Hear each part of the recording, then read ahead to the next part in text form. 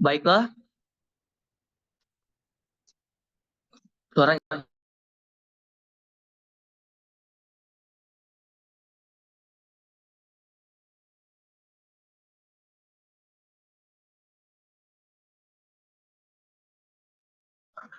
Baiklah, kita akan segera langsung untuk memulai pelatihan pada siang hari ini.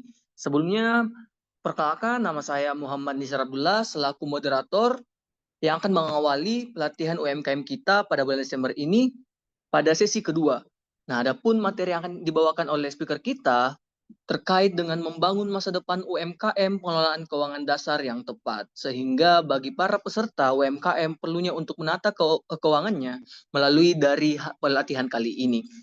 Oke, sebelum kita masuk pada pelatihan ini, saya izinkan untuk silakan teman-teman peserta untuk mengikuti memfollow beberapa media sosial dalam membantu RB untuk terus berjaya dan tetap maju ke depannya. Adapun beberapa link sosial media akan kami lampirkan pada kolom komentar. Oke, tanpa berlama-lama lagi, saya persilakan langsung untuk Siti Nurzaifah untuk segera memaparkan materinya. Kepada speaker kami persilakan. Baik, terima kasih untuk moderator.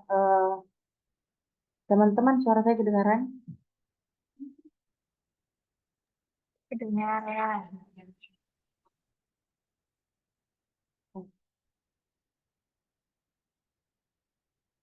Oke.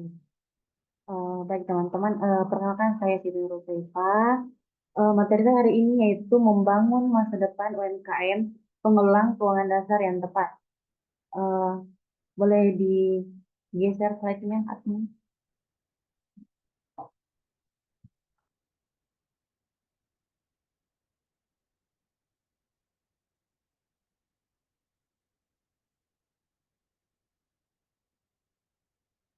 Eh, Admin.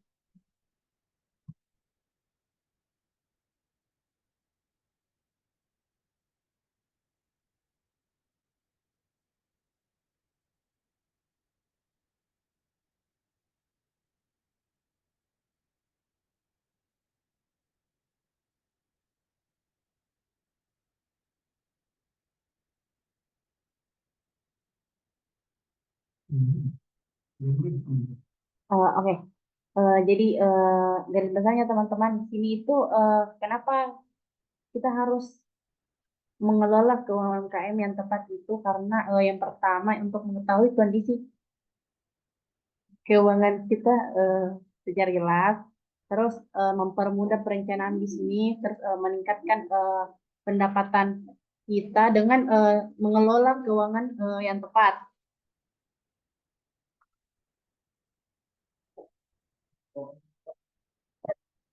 Admin bagaimana? Bisa di slide?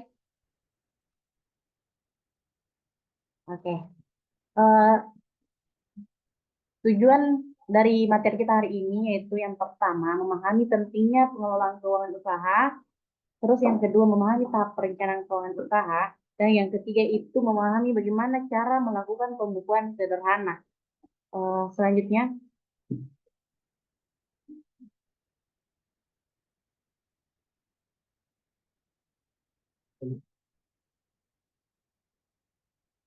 next admin.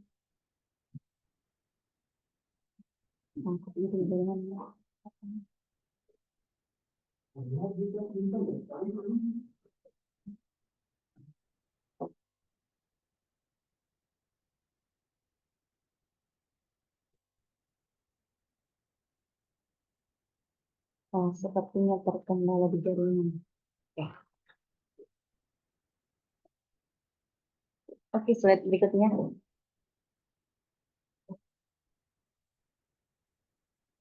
Oke, outline kita atau agenda kita pada siang hari ini, di materi ini kita akan membahas 3 poin. Yang pertama itu pengertian pengelolaan keuangan usaha, terus yang kedua itu perencanaan keuangan usaha, dan yang terakhir itu bagaimana cara pembukuan keuangan secara sederhana.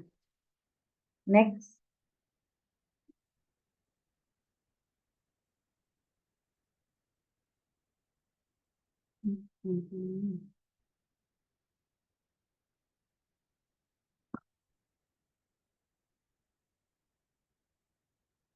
eh,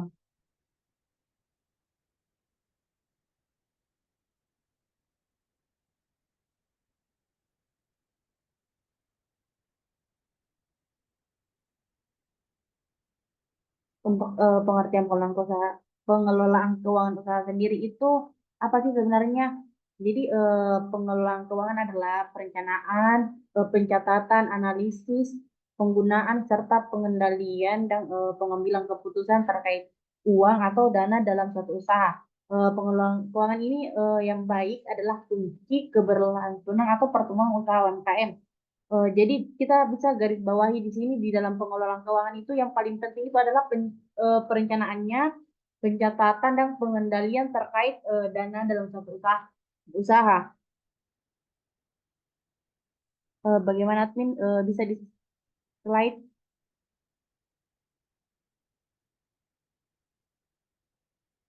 Oke, next. Nah, setelah tadi kita tahu apa itu pengelolaan keuangan usaha, dalam keuangan itu terdapat beberapa unsur. Yang pertama itu aset, yang artinya semua barang atau nilai yang dimiliki suatu usaha seperti kas, uang, uang tunai, properti, tanah, dan segala bentuk aset yang ada nilainya. Terus untuk liabilitas sendiri itu artinya kewajiban atau utang yang harus dibayar oleh sebuah usaha. Dan ekuitas itu selisih antara aset dan liabilitas artinya menunjukkan nilai bersih dari kepemilikan pemilik dari sebuah usaha. Terus yang keempat itu pendapatan. Pendapatan adalah semua uang yang masuk ke usaha dari hasil penjualan barang ataupun jasa. Terus yang terakhir itu ada beban. Beban adalah semua pengeluaran yang dilakukan oleh usaha untuk menghasilkan pendapatan seperti biaya produksi, biaya pemasaran, atau biaya operasional lainnya. Next. Eh, apa sih manfaat dari pengelolaan keuangan usaha? Di sini saya mengambil 4 poin. Yang pertama itu menjaga kesinambungan usaha.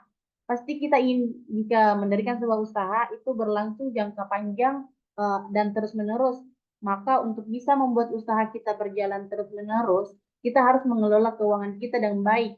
Karena pengelolaan keuangan itu termasuk aspek yang sangat vital dalam sebuah usaha, bisnis apapun itu. Keuangan adalah aspek yang sangat penting untuk sebuah usaha. Terus yang kedua itu mengontrol dan memantau penggunaan uang.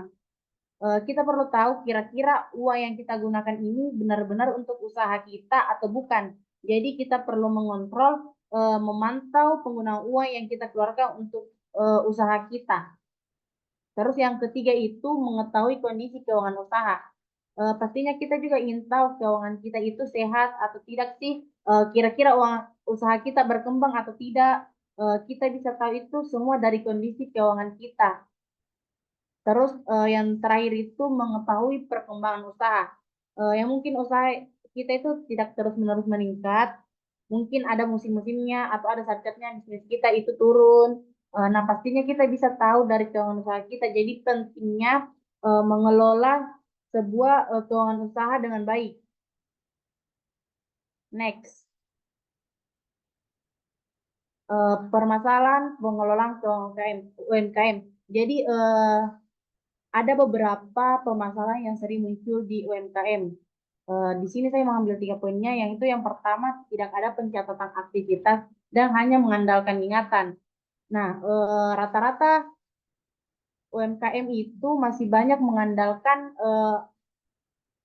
ingatannya untuk mencatat aktivitas keuangannya. Namanya manusia punya keterbatasan, jadi kita tidak bisa mengandalkan ingatan kita saja atau memori kita.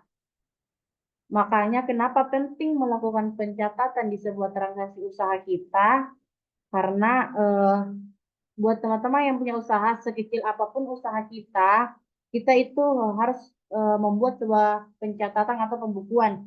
Jangan sampai menunggu usaha besar dulu, baru melakukan eh, pencatatan. Jadi sekecil apapun usaha itu harus dimulai dengan pencatatan, terutama untuk usaha-usaha yang baru mulai itu harus diawali dengan sebuah pencatatan transaksi supaya uh, pengelolaan keuangannya itu tertata dengan baik. Terus yang kedua itu permasalahan yang sering muncul itu pengelolaan keuangan usahanya bercampur dengan keuangan keluarga.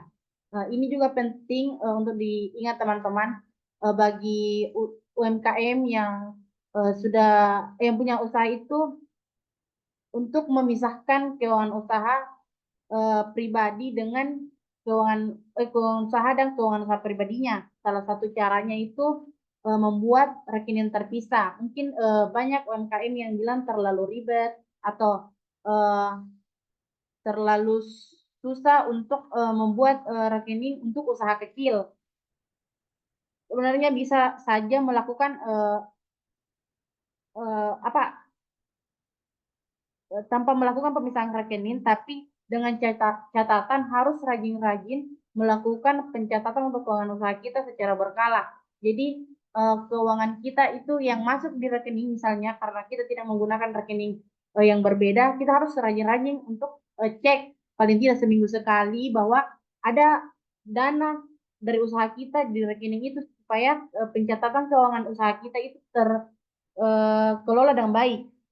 Terus yang ketiga itu tidak melakukan evaluasi kondisi usaha sehingga tidak diketahui tingkat perkembangannya. Nah, ini juga sering terjadi di UMKM. Mungkin jika usahanya sudah berjalan, kadang kita lupa melakukan pencatatan dan tidak melakukan evaluasi terhadap usaha kita.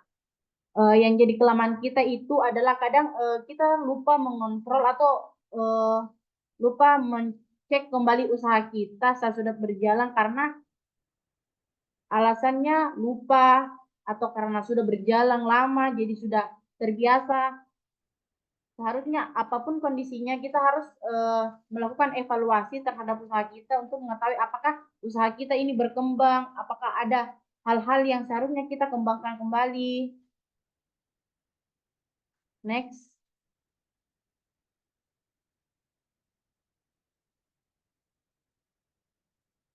perencanaan keuangan usaha. Nah, dalam perencanaan keuangan itu saya jelaskan ada 4 tahapan dalam perencanaan keuangan. Yang pertama itu hitung kebutuhan modal usaha, terus ini penting pastinya saat kita mau membuka sebuah usaha kita harus tahu berapa sih modal yang dibutuhkan. Terus yang kedua itu tentukan sumber modal usaha. Di sumber modal usaha itu cuma terbagi jadi dua, nanti saya jelaskan di slide berikutnya. Terus kita juga harus tahu membuat sebuah proyeksi atau perencanaan laba rugi kita atau perkiraan. Terus kita juga membuat proyeksi arus kas usaha. Next.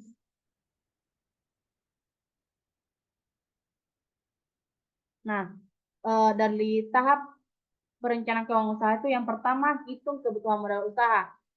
Kenapa kita harus menghitung kebutuhan modal usaha kita? Yaitu yang pertama kita untuk mengetahui jumlah dana yang dibutuhkan untuk modal kerja dan biaya-biaya yang diperlukan. Terus yang kedua itu memberikan gambaran keuntungan atau kerugian usaha. Terus yang ketiga itu memperkirakan volume usaha kita yang akan dilakukan. Nah, sebagai contoh saya di sini akan kasih satu contoh studi kasus eh, perhitungan modal untuk sebuah usaha toko fashion online. Eh, di ke, di kebutuhan modal usaha itu terbagi menjadi dua, yaitu capital expenses dan operational expenses. Apa sih itu capital expense? Jadi capital expenses itu modal kerja yang dilakukan di awal untuk membeli aset-aset atau sumber daya yang digunakan untuk operasional usaha kita. Di sini kita bisa lihat uh, ini untuk membeli barang-barang ini kemungkinan besar hanya akan dilakukan di awal sebuah usaha. Jadi kayak pembuatan website itu kalau untuk toko online efisien online itu pertama itu pasti kita membutuhkan jasa pembuatan website. Misalnya jasa pembuatan websitenya itu harganya 1 juta. Kita uh, akumulasikan ke dalam tabelnya. Terus apa lagi yang dibutuhkan untuk toko fashion online? Komputer, misalnya untuk penginputan barang-barangnya. Nah, misalnya harganya 5 juta. Terus uh, mobile phone satu untuk misalnya menjadi customer service atau menerima pesanan harganya 3 juta. Terus modem yang digunakan untuk koneksi internet. Nah, dari semua modal kerja awal ini akumulasikan harganya jadi 10 juta. Terus untuk operasional expenses sendiri itu adalah biaya-biaya untuk menunjang operasional kita, biasanya dilakukan secara rutin, biasanya sebulan sekali. Untuk misalnya sewa toko harganya 1 juta 1 bulan. Kalau usaha kita sudah punya karyawan, kita juga harus memperhitungkan biaya operasionalnya berapa gaji karyawan per bulan, terus biaya-biaya yang dikeluarkan seperti listrik, internet, biaya pulsa itu juga di dalam operational expenses itu harus dihitung karena itu merupakan biaya-biaya yang untuk menunjang operasional kita. Nah, cara menghitung kebutuhan modal usaha itu untuk total modal awal atau modal capital expense itu 10 juta di total dengan operational expenses. Jadi total awal yang kita butuhkan untuk membuat sebuah usaha itu 14 juta misalnya. Terus untuk membuka sebuah usaha itu kita harus membuat sebuah dana cadangan untuk jaga-jaga ke depannya. Kita harus menyimpan atau menghitung dana untuk berjaga-jaga karena usaha itu ada kalanya turun dan meningkat. Jadi kita harus punya dana cadangan di awal untuk antisipasi itu. Di sini saya kasih contoh dana cadangan yang saya ambil itu 3 bulan. Sebenarnya tergantung dari UMKM sendiri atau teman-teman yang mau membuat dana cadangannya itu sampai 1 tahun ke depan misalnya, itu tergantung dari penilaian teman-teman sendiri. Cuman untuk studi kasus yang saya kasih ini, saya cuma mengambil dana cadangan 3 bulan. Jadi dana cadangan itu diambil dari operasional yang bakalan keluar tiap bulannya. Jadi dana operasional yang bakal keluar tiap bulan itu kira-kira kan sekitar 4 juta. Jadi kita kali dengan 3 bulan hasilnya 12 juta. Dan untuk total usaha yang harus disiapkan itu total modal awal dan dana cadangan itu 16 juta. Jadi untuk sebuah usaha kita harus membuat pertama itu kebutuhan modal usahanya, berapa modal usaha yang dibutuhkan untuk sebuah usaha. Next.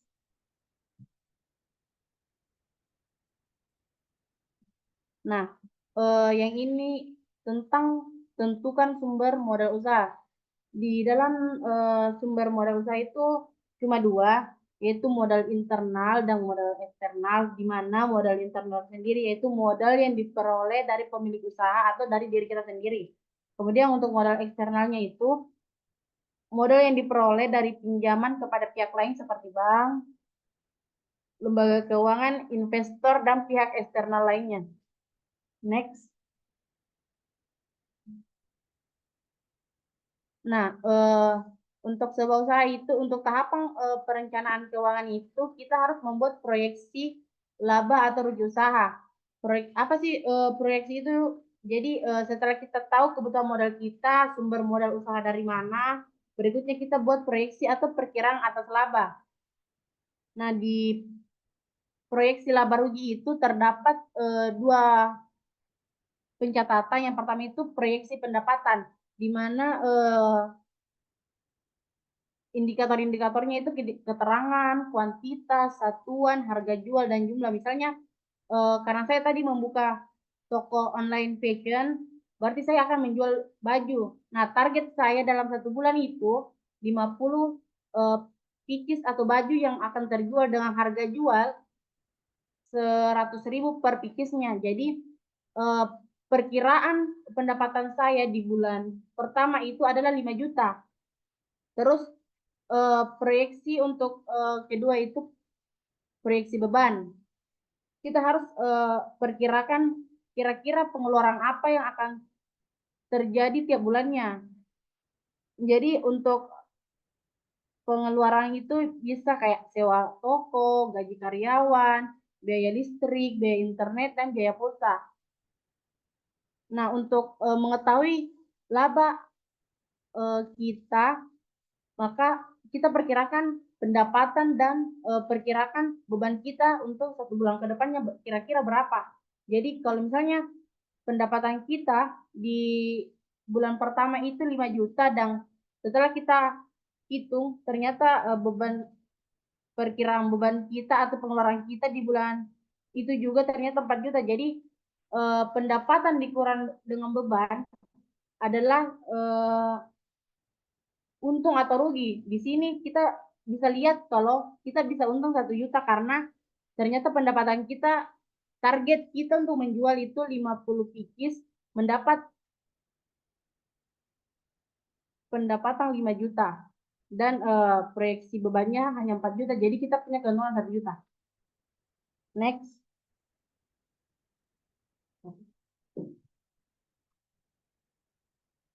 Baik, yang keempat itu buat proyeksi arus kas usaha. Selain kita tahu proyeksi laba rugi kita, kita juga harus tahu proyeksi arus kas usaha kita. Kenapa? Karena kas juga penting untuk usaha kita. Kalau tidak punya kas usaha, kalau kita tidak punya kas, usaha kita tidak bisa jalan.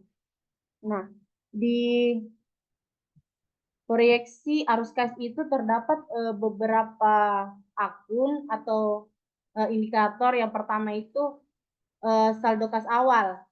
Misalnya saldo kas awal kita itu 1 juta. Terus proyeksi penerimaan kas kita atau pendapatan kita misalnya dapat penerimanya itu dari penjualan kah, ataukah dari pinjaman modal, ataukah dari jasa, itu semua masuk dalam penerimaan. Terus untuk proyeksi pengeluaran kas itu adalah pengeluaran untuk 1 bulan ke depan ada atau biaya-biaya operasional kita. Jadi kita di dalam arus kas itu harus tertera juga pengeluaran kita, tiap poin-poinnya, apa-apa saja biaya operasional yang bakal kita keluarkan 1 bulan ke depan. Terus untuk saldo kas akhirnya itu kita tambah saldo kas awal dengan penerimaan dikurang dengan pengeluaran dan itulah hasil dari saldo kas akhir kita. Next.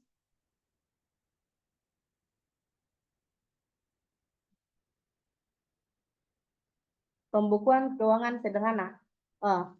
Di sini saya akan menjelaskan pembukuan keuangan sederhana. Apa sih itu pembukuan? Jadi pembukuan itu suatu proses pencatatan yang dilakukan secara teratur untuk mengumpulkan data dan informasi keuangan yang meliputi harta, kewajiban, modal, penghasilan dan biaya serta jumlah harga perolehan dan penyerahan barang atau jasa yang ditutup dengan menyusun laporan keuangan berupa neraca dan laporan laba rugi untuk periode 1 tahun tersebut. Kenapa kita membutuhkan pembukuan keuangan sederhana? Supaya kita bisa mengelola keuangan dengan baik, kita tidak cukup hanya memahami tahap perencanaan keuangan yang tadi, tapi kita juga perlu melakukan pembukuan atau pencatatan seperti tadi dijelaskan di awal. Permasalahan yang sering ditemukan di UMKM itu adalah tidak melakukan pencatatan keuangan. Next.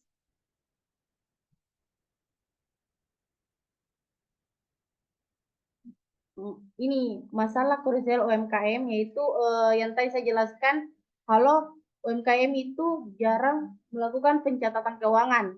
Nah, karena tidak kenapa UMKM tidak melakukan pencatatan keuangan? Ternyata karena kurangnya kemampuan dalam mengelola dan kurangnya pengetahuan mereka tentang pengelolaan keuangan. Pengelolaan keuangan yang kurang bisa mengakibatkan pemasukan dan pengeluaran tidak tercatat secara jelas dan rapi. Next.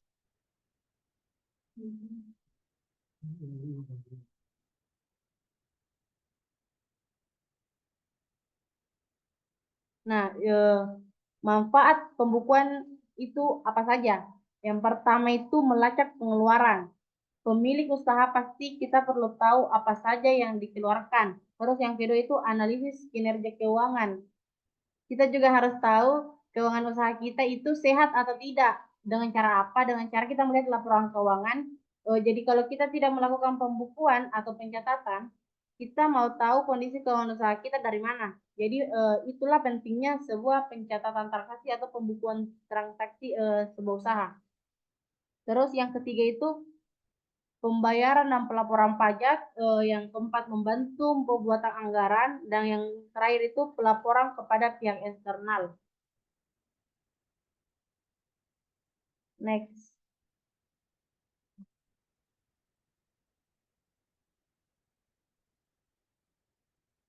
Di dalam metode pembukuan usaha itu terdapat dua metode. Yang pertama itu metode entry tunggal atau single entry, atau metode entry ganda atau double entry. Nah, metode entry tunggal itu adalah metode pencatatan transaksi keuangan yang hanya dilakukan satu kali. Jadi contohnya itu di dalam single entry itu hanya terdapat debit kredit. Jadi ciri khasnya itu dia sangat sederhana. Kita tinggal memasukkan, jika kita dapat pendapatan atau dari penghasilan kita, kita masuk dalam debit. Dan untuk pembelian peralatan misalnya kita masukkan ke dalam kredit atau pengeluaran. Sedangkan untuk double entry adalah metode pencatatan transaksi keuangan yang melibatkan setidaknya dua akun.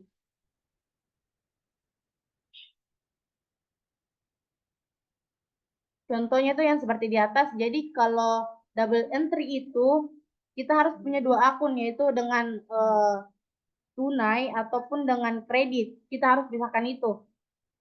Contohnya membeli peralatan toko dengan tunai, kita harus menulis peralatan toko masuk di dalam pemasukan, dan kas itu masuk dalam kredit, karena pembelian peralatan toko berasal dari kas kita, maka kas kita akan berkurang.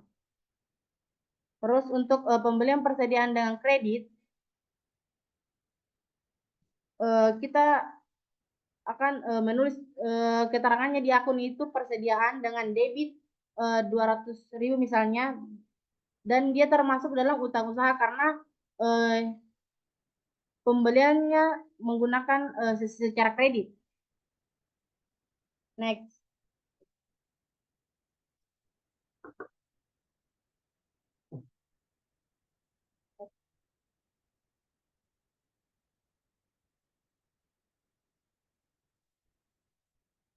Baik, di sini saya akan memberikan contoh beberapa pembukuan sederhana yang penting dimiliki oleh sebuah UMKM. Yang pertama itu buku kas. Kita membuat rincian setiap penerimaan dan pengeluaran kas. Contohnya seperti ini. Dia hanya tanggal, keterangan, uang masuk, uang keluar, dan saldo akhirnya. Kurang lebih bentuknya seperti ini untuk buku kas. Next. Nah, sedangkan yang kedua itu buku persediaan. Buku persediaan ini, misalnya teman-teman menjual barang, perlu punya buku persediaan. Karena kita harus tahu stok barang kita sampai akhir, apakah sesuai dengan stok awal atau tidak. Jadi di sini indikatornya hanya tanggal, keterangan, mutasi, dan jumlah stok. Misalnya stok awal kita 20, terus kita penjualan bajunya itu di sini tidak mencantumkan harga, hanya mencantumkan kuantiti saja. Jadi setiap penjualan itu kita mutasikan kuantitinya agar berkurang dari jumlah stok awal. Jadi kurang lebih bentuk buku persediaan itu seperti gambar di PPT ini. Next.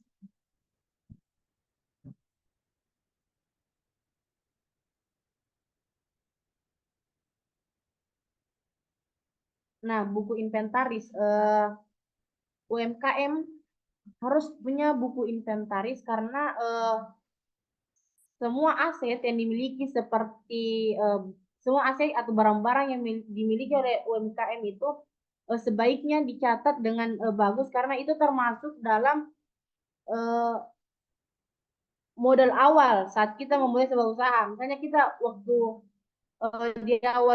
di awal itu membeli meja, kursi, lemari, kita tuh harus masukkan semua ke dalam buku inventaris. Ini sangat penting bagi UMKM karena untuk mengetahui eh, jenis-jenis atau aset-aset yang dimilikinya eh, sesuai dengan yang dibeli di awal atau malah di akhir sampai eh, itu berkurang atau rusak. Terus next.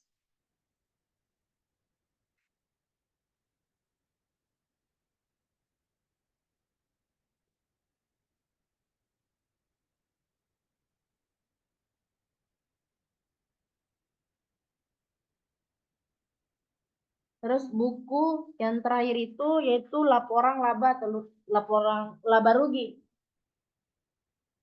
Di dalam laporan laba rugi itu terdapat beberapa akun, yaitu yang pertama kita bisa ikuti ini, itu kurang lebih seperti ini, yaitu pendapatan, misalnya kita penjualan kita selama ini itu 650.000, maka total pendapatan kita untuk itu 650.000, terus harga pokok penjualan 350.000, laba kotor 300.000. Jadi laporan laba rugi itu semua pendapatan dan pengeluaran dicatat di sini untuk mengetahui apakah kita untung atau rugi.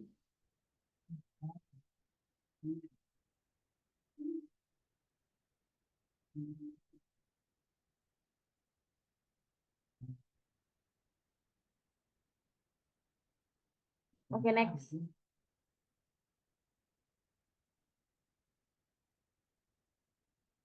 Oke, terima kasih. Mungkin cuma itu yang bisa saya sampaikan. Sekiranya ada tanggapan untuk teman-teman semua, saya kembalikan ke moderator.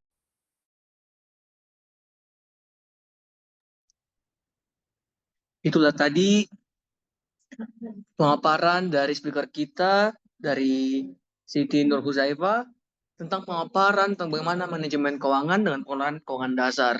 Nah, sekarang kita akan masuk pada sesi selanjutnya, yaitu Q&A atau sesi tanya-jawab.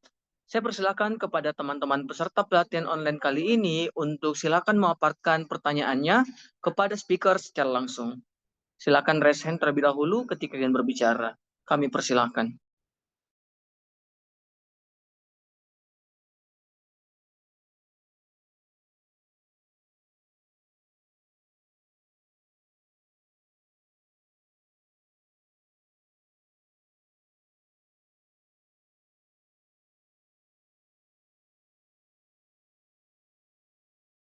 Oke, kita sudah mendapatkan satu pertanyaan dari atas nama peserta Vivi Aledia. Oke, dipersilahkan atas nama Vivi. Baiklah, saya ingin bertanya kepada pemateri. Kalau dilihat-lihat dari tadi materi tak ini pencatatan keuangannya itu mungkin sangat ribet bagi UMKM kan. Mungkin ada UMKM yang usianya tuh agak-agak tua baru ndak mengerti untuk buat kolom-kolom dan lain-lainnya begitu. Jadi menurut tak, adakah aplikasi pencatatan keuangan yang lebih gampang begitu yang tinggal input-input nilainya saja. Jadi memudahkan untuk UMKM-nya dalam pengelolaan keuangannya. Terima kasih kepada. Baik, terima kasih atas pertanyaannya yang sangat luar biasa. Untuk memperjelas, mohon untuk kembali ditulis pada kolom chat. Oke, kita keep dulu ya teman-teman untuk pertanyaannya. Saya membuka untuk sesi selanjutnya. Ada teman-teman silakan resen untuk melakukan pertanyaan yang kedua. Silakan peserta pelatihan.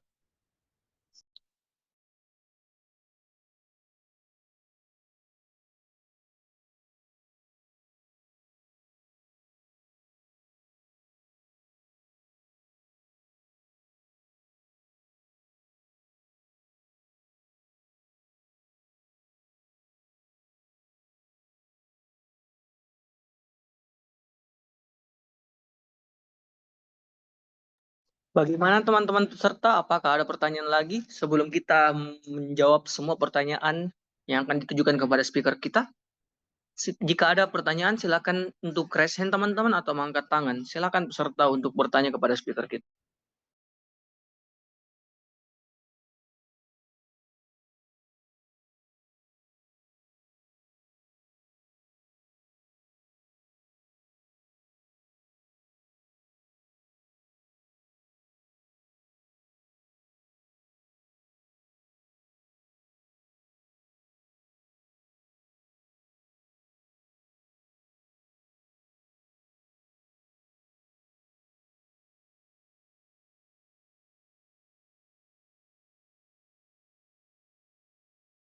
Bagaimana teman-teman? Apakah ada yang ingin bertanya? Baik, saya ingin bertanya kepada narasumber. Oh ya, silakan. Atas nama siapa? Baik, saya Putri Ramadhani ingin bertanya terkait dengan materi yang telah dipaparkan oleh narasumber kita. Nah, di sini dari beberapa materi yang telah disampaikan, saya cuma ingin menanyakan apa saja komponen utama dalam membuat laporan keuangan. Baik, itu pertanyaan dari saya. Sekian. Baik, terima kasih Putri telah memparkan pertanyaannya. Untuk lebih jelasnya, mohon kembali dengan pernyataan yang sama untuk segera mencatat kembali soalnya di kolom chat. Terima kasih. Oke, selanjutnya kami membuka untuk peserta dengan penanya terakhir. Apakah masih ada teman-teman peserta? Bapak Ibu?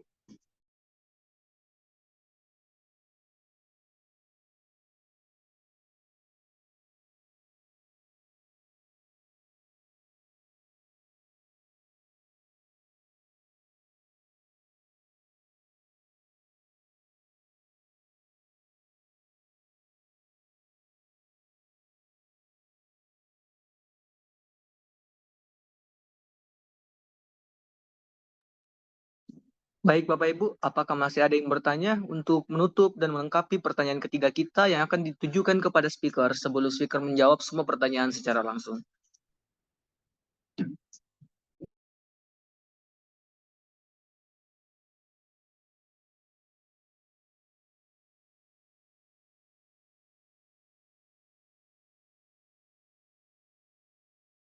Sepertinya sudah tidak ada lagi yang bertanya. Untuk mempersingkat waktu, saya persilakan langsung untuk narasumber kita untuk menjawab pertanyaan pertama. Izinkan saya untuk menanyakan kembali atau mengungkapkan kembali pertanyaan yang pertama, yaitu adakah aplikasi pencatatan keuangan yang lebih mudah bagi UMKM? Pertanyaan tersebut berasal dari peserta atas nama Vivi Aledia. Kepada narasumber kami persilahkan. Baik, terima kasih moderator. Jadi pertanyaannya itu adakah aplikasi pencatatan keuangan yang lebih mudah bagi UMKM? Sebenarnya pencatatan keuangan untuk secara digital itu sudah banyak tersedia di Play Store, seperti contohnya buku kas atau Siapik yang baru-baru saya tahu juga dari Bank Indonesia. Buku kas sendiri itu kelebihannya bisa mencatat pemasukan dan pengeluaran dan utang piutang. Cuma saya lihat di Play Store sendiri buku kas itu sudah susah di-download. Jadi mungkin alternatif lainnya bisa menggunakan Siapik, di mana Siapik ini adalah aplikasi yang dirancang khusus membantu UMKM di Indonesia dalam mengelola keuangan mereka. Di waktu kemarin saya sempat ikut seminar dari BI, Siapik ini digunakan UMKM untuk melakukan pencatatan keuangan secara sederhana, tetapi menghasilkan laporan akurat yang sesuai dengan ketentuan pajak. Fitur yang terdapat di situ itu pencatatan transaksi keuangan, pembuatan laporan keuangan, dan fitur perhitungan. Cuman tetap harus kita latihan dulu untuk pelajari terlebih dahulu aplikasi-aplikasi itu, karena aplikasi tersebut masih awam untuk UMKM. Jadi aplikasi apapun itu tetap harus dipelajari terlebih dahulu, walaupun secara sistem penggunaan keuangan di aplikasi itu lebih gampang menghasilkan output pengeluaran laporan keuangannya.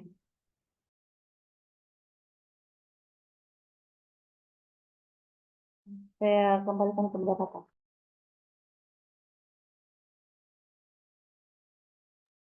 Nah, itulah tadi pernyataan dan tanggapan dari narasumber kita kepada peserta atas nama Vivi Aledia. Saya kembalikan kepada Vivi. Apakah sudah jelas, Saudari Vivi?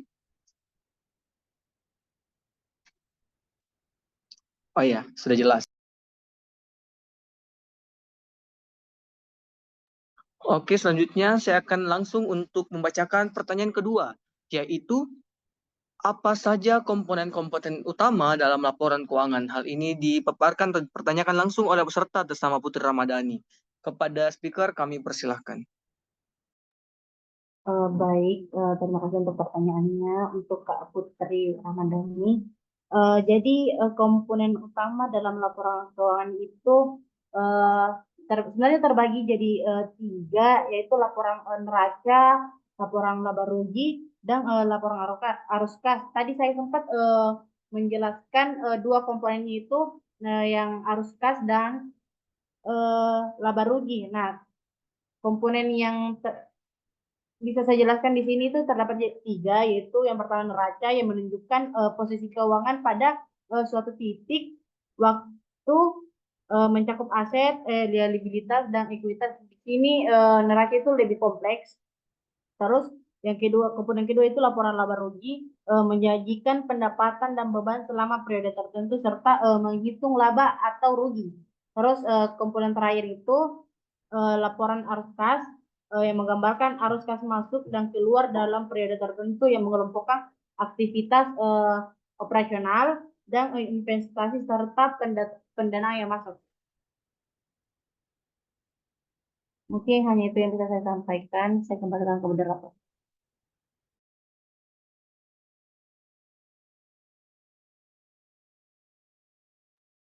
Baik, terima kasih atas tanggapan dari speaker kita. Selanjutnya, saya ingin menanyakan kembali, apakah masih ada sebelum teman-teman kita menutup kegiatan kita hari ini? Sebelumnya juga saya ingin follow up kembali bahwasanya kita memiliki program yang namanya e-katalog UMKM. Teman-teman untuk peserta, untuk lebih jelasnya silakan membaca pada kolom komentar yang telah dikirimkan oleh admin kita. Saya ingin bertanya kembali kepada teman-teman, apakah masih ada yang bertanya dan melengkapi pertanyaan terakhir?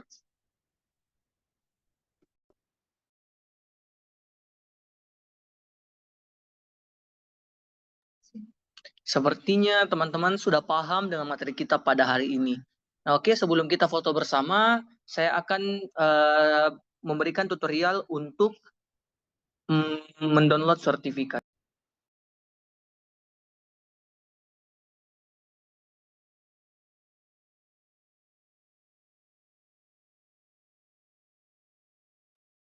Oke, teman-teman, Bapak Ibu peserta, untuk tata cara download sertifikat, langkah pertama adalah Bapak Ibu perlu untuk login pada link UMKM. Setelah berhasil login pada link UMKM, Bapak Ibu bisa mengklik profil. Pada kolom profil, Bapak Ibu bisa mengklik sertifikat saya. Setelah mengklik sertifikat saya, Bapak Ibu perlu untuk mengisi survei terlebih dahulu. Nah, di akhir pengisian survei, Bapak Ibu akan diarahkan untuk memasukkan redeem code.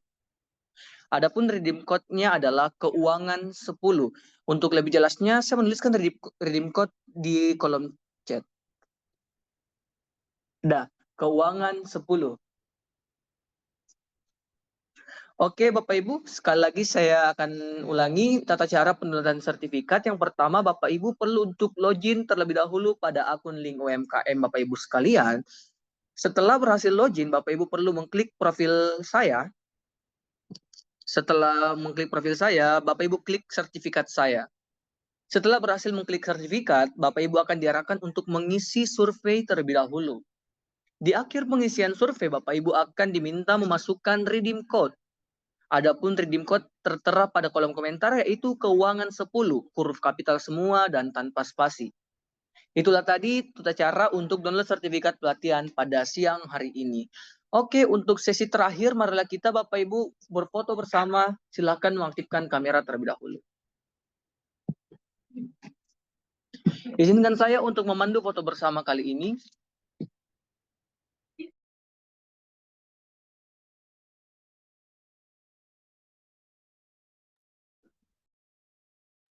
Baik Bapak Ibu, dipersilakan untuk bersiap. Saya akan pandu ya dalam.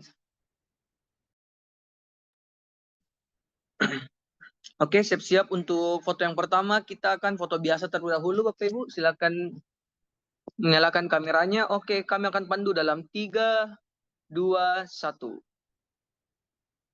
Oke, sekarang kita menggunakan logo rumah BUMN. Semua tangannya seperti ini Bapak Ibu.